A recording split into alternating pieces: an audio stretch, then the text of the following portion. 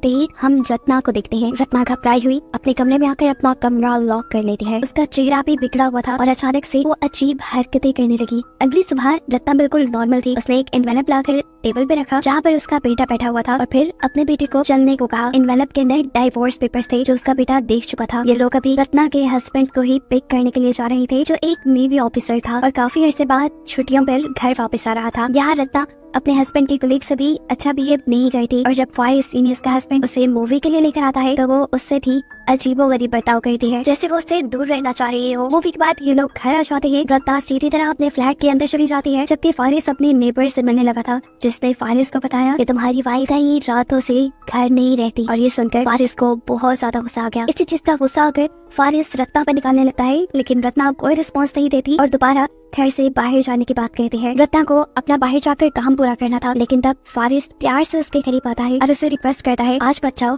कल चली जाना। रत्ना रुक तो जाती है लेकिन वो फारिस के साथ रहना ही नहीं चाहती थी। वो फारिस को इग्नोर कर रही थी जिससे उसे लगने लगा कि रत्ना का जरूर किसी और आदमी के साथ अफेयर चल रहा है और ये चीज रत्ना को तोड़ देती है। वो फारिस को कोई जवाब नहीं देती लेकिन खुद अपना सर बुरी तरह टेबल पे मारने लगती है और ऐसा करने से उसका बेटा आकर उसे रोकता है। अब सुबह जब फारिस की आंख खुली तो किचन में खटर पटर हो रही थी। बाहर जाकर उसने देखा कि उसका बेटा खुद ही खाना बना रहा था। वो अपने बेटे से बात करता है तो उसे पता चलता है कि कई महीनों से रत्ना उसका बिल्कुल ख्याल नहीं रखती। वो खुद ही अपना नाश्ता बनाता है, खुद ही तैयार होता है, खुद ही नहाता है और फिर स्कूल चला जाता है। ये सुनकर तो फारिस को दुख भी हुआ और गुस्सा भी आया कि रत्ना जो कुछ भी कर रही थी उस सब में अपने बेटे को भी भूल गई थी। अभी वो यही सोच रहा था कि एकदम से दरवाजे पे नॉक होता है और देखने को मिलता है कि यहाँ रत्ना की असिस्टेंट आई थी। रत्ना खुद एक स्क्रिप्ट राइटर थी और उसे जल्द ही अपना एक शो प्रोड्यूस करना था जिसके लिए वो काफी दिन से बिजी थी। और रत्ना के ये कहने पर उसकी असिस्टेंट उसके बेटे बुद्धि को स्कूल छोड़ने भी चाहती थी और स्कूल से लेकर भी आती थी। ये लड़की फारिस को ये भी बताती है कि रत्ना पिछले 3 महीने से एक होटल में जाकर काम कर रही है क्योंकि उसी सुकून की जरूरत थी। तो फारिस जवाब में कहता है सुकून तो उसके घर पर भी था, घर पर भी कोई नहीं होता। फारिस इस लड़की से रत्ना के होटल का पता पूछता है तो ये लड़की बताती है मैं खास नहीं जानती, वो हमारे डायरेक्टर ने उसे बुक करवा के दिया है। खैर ये लड़की अब रत्ना के बेटे को यहाँ से लेकर चली जाती है और इतने में ही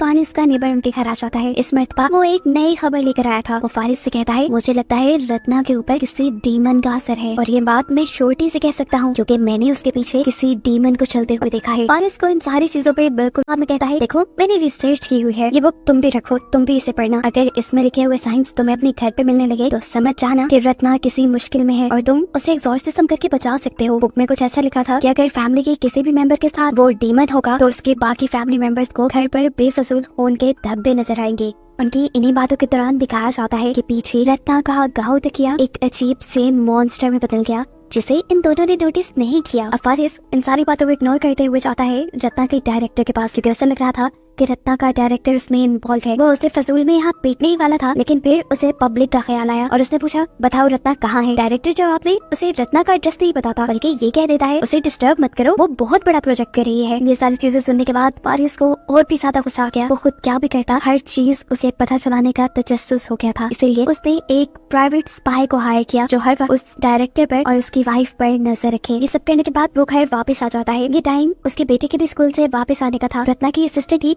उसे स्कूल से वापस लेकर आई और दुखी फारिस उसी से अपना गम बांटने लगा। बातों ही बातों में जब वो लड़की फारिस के करीब आने वाली थी तभी इन दोनों के दरमियान फारिस का बेटा आ गया जो अपने डैड को उसे नहलाने को कहता है। फारिस जब अपने बेटे को नहला रहा था तब वो बताता है कि मॉम कई दिनों से बहुत अजीबोगरीब बिहेव करती है, कमरे में जाकर खुद से बातें करती है और उनकी बॉडी भी कभी कभार मुड़ जाती है।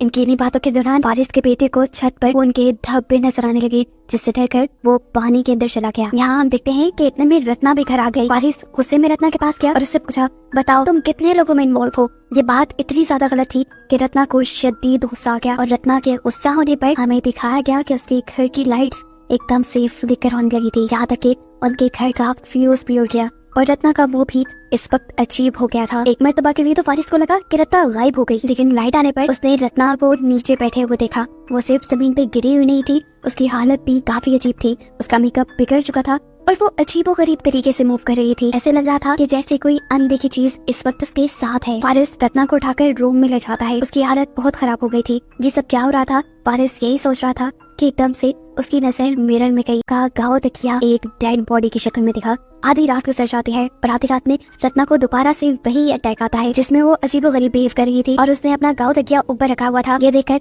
फारिस उसके ऊपर से गाँव तकिया उठाकर साइड पे फेंक देता है। जिसके बाद रत्ना की हालत ठीक हो जाती है। इतने में ही हम देखते हैं कि फारिस को किसी का फोन आया। ये उसी स्पाई की कॉल थी जिसने फारिस को बताया कि वो डायरेक्टर तुम्हारी वाइफ में इन्वॉल्व नहीं है, क्योंकि वो सारी इन्वेस्टिगेशन कर चुका था। कॉल के बाद जैसे ही फारिस रूम में आया तो रत्ना दोबारा ही उसे पोसेस हालत में मिली। उसके बाल उसके मुंह पे आए हुए थे और वो अजीबोगरीब काम कर रही थी। लाइट्स एक और बार फ्लिकर हुई और फिर जब वो लाइट्स बंद होकर ऑन हुई तो रत्ना घर से गायब हो चुकी थी। फारिस को इस मर्तबा भी कुछ चीजें अजीब नहीं लगी। उसका शक अभी भी डायरेक्टर पे जा रहा था, इसलिए उसने दोबारा स्पाई को कॉल की और डायरेक्टर के होटल का एड्रेस पूछते हुए उसके होटल में चला गया। वो जब लिफ्ट में था तो उसे यहाँ पे एक ओल्ड लेडी मिली जो उसे ये कहती है कि वो आने वाला है, जो कहने के बाद वो भी गायब हो जाती है। फिर उसने जाते ही डायरेक्टर पर गन पॉइंट कर दी, लेकिन फिर उसे पता चला कि उसके रूम में तो कोई भी नहीं था। वो घर वापस आया तो उसने देखा कि उसका बेटा बहुत ज्यादा डरा हुआ है, क्योंकि उसे छत पर खून के धब्बे नजर आ रहे हैं। काफी देर से वो वॉशरूम में भी नहीं गया था, क्योंकि वहाँ पर रत्ना थी और उसे अब रत्ना से डर लग रहा था, अपनी मॉम से डर लग रहा था। जाने से पहले तो फारिस खुद वॉशरूम चेक करके गया था, रत्ना वहाँ नहीं थी, लेकिन अब रत्ना वहाँ कैसे आ गई थी उसे समझ नहीं आता। वॉशरूम में जब वो जाकर देखता है तो रत्ना की हालत काफी बुरी थी। उसने अपने ऊपर अपना गाँव तकिया रखा हुआ था और उसके पाँव में से भी खून निकल रहा था। बाकी जो कोई भी उसे देखता डर जाता। फारिस अपने बेटे को इस कमरे से चले जाने को कहता है और फिर रत्ना को उठाकर बेड पर लिटाता है। रत्ना को सुलाने के बाद वो अपने बेटे के पास आ गया, उसे तसल्ली दी और उससे बातें करने लगा और बातें करते करते ही ये दोनों यहाँ सो गए। फारिस के सोने के बाद आधी रात को रत्ना दोबारा उठी। अब वो बिल्कुल ठीक लग रही थी। वो तैयार हुई, उसने बोल्ड मेकअप किया और छतरी लेकर बाहर निकल गई। बाहर बहुत तेज बारिश हो रही थी, लेकिन इसकी उसे परवाह नहीं थी। वो इस बारिश में झूमती एंजॉय करती आगे बढ़ती है और तभी उसे टैक्सी मिल जाती है। वो टैक्सी को उसी होटल जाने को कहती है जहाँ पर पिछले कई दिनों से वो काम करने के लिए जाया करती थी। मौसम की खराब हालत और अकेली लड़की को देखकर टैक्सी ड्राइवर भी सिचुएशन का फायदा उठाने की कोशिश करता है, लेकिन रत्ना इग्नोर करके उसकी गाड़ी से निकल जाती है। और तब हम गाड़ी के अंदर एक शैडो को देखते हैं, एक भूत को देखते हैं। रत्ना के गाड़ी से निकलते ही वो एंटिटी जो हमें उस कार में बैठी दिखाई दी थी, वो बेदर्दी से ड्राइवर को मार देती है। ये सब रत्ना ने भी देखा, लेकिन उसे कोई फर्क नहीं पड़ा और वो बड़े मजे से अपने रूम के अंदर चली गई। यहाँ हमें देखने को मिला कि स्पाई भी उसका पीछा कर रहा है। जाहिर सी बात है फारिस के कहने पर स्पाई जैसे ही रत्ना के रूम के पास गया तो उसे रत्ना के रूम के अंदर से अजीबोगरीब आवाजें आने लगी। उसे लगा कि रत्ना के रूम के अंदर पहले से ही कोई होगा। बिना कुछ पूछे ही इजाजत लिए वो रत्ना का रूम खोलकर अंदर चला गया, जहाँ पर कोई भी नहीं था। रत्ना भी ऐसे खड़ी हुई थी जैसे उसे कोई फर्क ही ना पड़ा हो, जैसे वो पूरी तरह होश में ही ना हो। उसे स्पाई के अंदर आने से भी कोई फर्क नहीं पड़ा, क्योंकि वो जानती थी कि ये काम फारिस ही करवा रहा है। स्पाई कुछ उससे सवाल पूछता है और फिर उसका पूरा कमरा, उसकी अलमारी, बेड के नीचे, यहाँ तक कि उसका वॉशरूम भी चेक करता है। लेकिन इस टाइम रत्ना के कमरे में कोई भी नहीं था। इन सारी चीजों की वो वीडियो भी बनाता गया, क्योंकि ये उसे फारिस को भेजनी थी।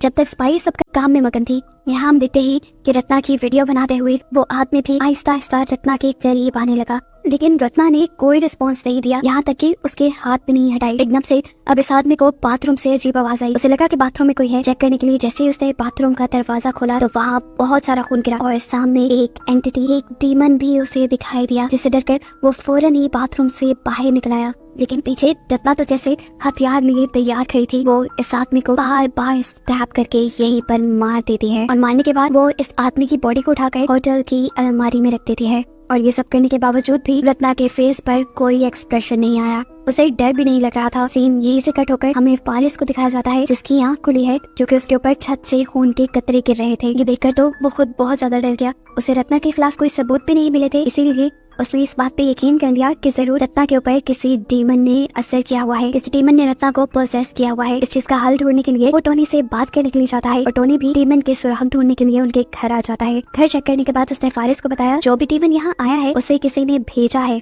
क्योंकि वो रत्ना की फैमिली से जेलस है। वो लोग इस डीमन से रत्ना को छुटकारा दिलवा सकते थे एक्सॉर्सिज्म की मदद से, लेकिन इस सब के लिए रत्ना का घर में होना जरूरी है। अब जितने भी रत्ना नहीं थी, फारिस को वहाँ पर बहुत सारी कैसेट्स नजर आ रही थी। टाइम पास करने के लिए उसने इनमें से एक कैसेट प्ले कर ली। ये रत्ना के शो की रिहर्सल्स की रिकॉर्डिंग थी, जहाँ पर उसने देखा कि उसका डायरेक्टर बार बार उसकी स्क्रिप्ट्स को कैंसिल करवा रहा था। वो उसके काम को बुरा कहता था और एक ही काम कहीं बाहर उससे लेता था, जिसकी वजह से रत्ना काफी डिस्टर्ब थी। इसी रिकॉर्डिंग में हम देखते हैं कि रत्ना की असिस्टेंट उसकी सारी स्क्रिप्ट्स को समेटती है और फौरन रत्ना के पीछे आकर उससे कहती है कि मैं तुम्हारी सारी प्रॉब्लम्स हल कर सकती हूँ, सिर्फ एक शर्त पे कि तुम अपने हस्बैंड को मुझे दे दो। जाहिर सी बात है किसी को भी ये बात रत्ना ने बुरी तरह इनकार कर दिया। तब उस लड़की ने कहा, सोच लो, मैं तुम्हें उसके बदले कुछ ऐसा दे सकती हूँ जो हमेशा तुम्हारी बात मानेगा। लेकिन वो वो एक इंसान नहीं होगा, वो होगी कोई एंटिटी, एक डीमन। ये सारी चीजें फुटेज में देखने के बाद फारिस समझ गया कि जरूर रत्ना की असिस्टेंट नहीं, वो एंटिटी, वो डीमन रत्ना के पीछे लगाया है। सारी बात समझने के बाद वो इरादा करता है कि वो रत्ना की मदद करेगा, इसीलिए वो पूछ पूछाकर रत्ना के होटल जाता है, जहाँ हमें देखने को मिला कि इस टाइम रत्ना के पास उसका डायरेक्टर आया हुआ था, जो अभी भी रत्ना को फोर्स कर रहा था अच्छी स्क्रिप्ट लिखने के लिए। ये देखकर रत्ना को बहुत ज्यादा गुस्सा आ गया और रत्ना के गुस्से में आते ही इस डायरेक्टर के सामने वो डीमन आ गया, जिसे देखकर ये डायरेक्टर बुरी तरह डर गया। उसे समझ नहीं आई वो क्या करे, बिल्कुल स्पाई की तरह वो भी जब डर कर पीछे मुड़ा तो उसे रत्ना मारने के लिए खड़ी थी और रत्ना इस टाइम उसके गले पर चाकू रखते हुए उसका भी मर्डर कर देती है। ये सब करते हुए उसे इस चीज का ख्याल भी नहीं रहा था कि उसे जेल भी हो सकती है। शायद वो ये सब इस डीमन के पोजेशन से आकर कर रही थी। नीचे हम देखते हैं कि फारिस उसी गाड़ी के पास आकर रुका है जिस गाड़ी के अंदर रत्ना यहाँ आई थी। उसका ड्राइवर मरा हुआ था। अभी वो उसी को देख रहा था कि अचानक डायरेक्टर की लाश भी उसी गाड़ी पे आ गिरी और ये देखकर वो बुरी तरह घबरा गया और फौरन रत्ना के रूम के अंदर जाने के लिए बढ़ा। जब वो लिफ्ट में था तो उसे दोबारा से वही ओल्ड लेडी मिली जो पहले भी उसे मिल चुकी है और वो उसे इतना ही कहती है कि वो आगे आए और ये कहकर वो वहाँ से चली जाती है। इसको भी इग्नोर करते हुए फारिस रत्ना के रूम में जाता है, जहाँ रत्ना उसी गांव तकिए के साथ अजीब सी पोजीशन में लेटी हुई थी, ऐसे जैसे उन दोनों ने एक साथ वक्त गुजारा हो। रत्ना की हालत इस वक्त भी काफी अजीब थी, इसलिए फारिस उसे लेकर घर आ गया। उसे रत्ना पर तरस आ रहा था। उसे लग रहा था कि जरूर डायरेक्टर ने रत्ना के साथ कोई ज्यादती करती है, इसीलिए रत्ना ने उसे मारा। वो रत्ना को नहलाता है, उसके बाल बनाता है और उससे कहता है, देखो रत्ना, कुछ नहीं हुआ, जो हो गया उसे भूल जाओ, हम दोनों एक नई शुरुआत करेंगे। ये कहकर वो दोबारा रत्ना के करीब आने लगा, लेकिन रत्ना उसके करीब आने से बिल्कुल भी कंफर्टेबल फील नहीं कर रही थी। वो अब एकदम से फारिस को अपने से दूर करके भागकर किचन में चली जाती है। फारिस पे भागता हुआ उसके पीछे आता है, लेकिन तब तक रत्ना ने एक चाकू उठा लिया था, जिसे वो फारिस पे पॉइंट करते हुए कहती है, दूर रहो मुझसे, मुझे तुम्हारे साथ नहीं रहना, मैं उसी के साथ खुश हूँ जो मेरी बात मानता है। यानी रत्ना डीमन के साथ खुश थी। यहाँ जब फारिस दोबारा उसके करीब आने लगा तो उसे पता चल गया कि वो फारिस से इतनी आसानी से छुटकारा नहीं पा सकती, इसीलिए वो अपने आप को ही मारने की कोशिश करती है, लेकिन फारिस उसे भी बचा लेता है। इसके बाद हम देखते हैं कि रत्ना बेहोश हो चुकी थी। फारिस उसे घर पर लेटाकर जल्दी से टॉनी को घर लेकर आता है ताकि वो उसका एक्सोर्सिज्म कर सके। टॉनी भी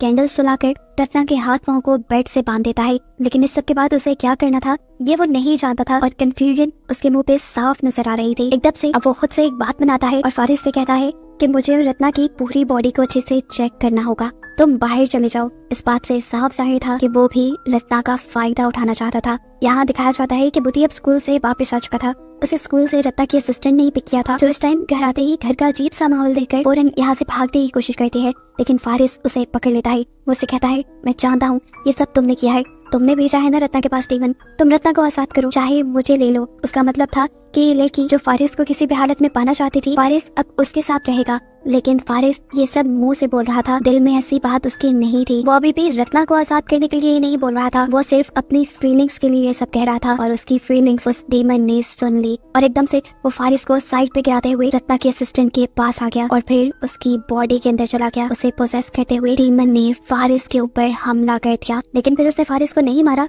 क्योंकि वो तो रत्ना के अकॉर्डिंग काम करता था और रत्ना नहीं चाहती थी कि डीमन फारिस को मारे, इसीलिए डीमन इस लड़की की ही बॉडी के साथ घर से बाहर चला गया और अजीबोगरीब हरकतें करने लगा। अब फारिस जब वापस रूम के अंदर आया तो उसने देखा कि टोनी उसकी वाइफ के साथ जबरदस्ती करने की कोशिश कर रहा था और ये देखकर उसे गुस्सा आ गया। इससे पहले कि वो टोनी के साथ कुछ करता, इस रूम का सारा फर्नीचर हवा में लटक जाता है और यहाँ की लाइट्स भी चली जाती हैं। टोनी इसी मौके का फायदा उठाते हुए फारिस को मारने की कोशिश करता है, क्योंकि वो जानता था कि अगर उसने फारिस को न मारा तो फारिस उसे मार देगा। अब ठीक उसी टाइम पर जब वो फारिस को मारने वाला था, डीमन ने उसी को पोसेस कर लिया। ऐसी हालत में टोनी खुद अपना सर दीवार मर गया और यहाँ रेलवे स्टेशन पे रत्ना की असिस्टेंट भी अपना सर नीचे मार मार कर मर गई। सीन कट होकर दोबारा हमें फारिस का घर दिखाया जाता है, जहाँ दीवारों पे, छत पे, फ्लोर पे हर जगह खून फैलने लगा था और ये देखकर फारिस भी डर गया। हाथ में गन लिए उसने तेजी से अपने बेटे का दरवाजा खटखटाया ताकि वो अपने बेटे को लेकर यहाँ से भाग जाए, लेकिन दरवाजा ना खुलने पर मजबूरन उसे रत्ना के रूम में जाना पड़ा, जहाँ जाकर उसने देखा कि रत्ना अपने गाँव तकिए के साथ टाइम स्पेंड कर रही थी। असल में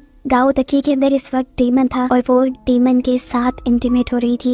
ये देखकर फारिस के भी होश उड़ गए। उसे समझ नहीं आई कि उसने देखा क्या है। उसके दिमाग पे इतना स्ट्रेस आया कि वो बेहोश हो गया और उसे जब होश आया तो उसने देखा कि वो थिएटर की एक कुर्सी से बंधा था और उसके इर्द गिर्द सभी उन लोगों की लाशें बंधी हुई थी जो इस मूवी में मारे गए थे। यहाँ रत्ना इन सबको अपनी लिखी हुई स्क्रिप्ट सुनाती है और फिर हंसते हुए फारिस को भी शूट करके मार डालती है। देखने को मिलता है कि ये सब उसके बेटे बुद्धि ने पर्दे के पीछे से देखा, लेकिन कोई अजीब रिएक्ट उसने नहीं किया। शायद उसे भी डेमन ने पोसेस कर लिया था। अब रत्ना का साथी वो डेमन ही था जो उसे हर मुश्किल से निकाल लेता था। इसीलिए तो रत्ना ने इतने बड़े बड़े कदम उठा लिए थे। जितने भी लोगों को रत्ना ने मारा था ये सब वो लोग थे जो रत्ना को तंग किया करते थे, और अब इन सब के मरने के बाद रत्ना आजाद थी। और उसी को दिखाते हुए ये कहानी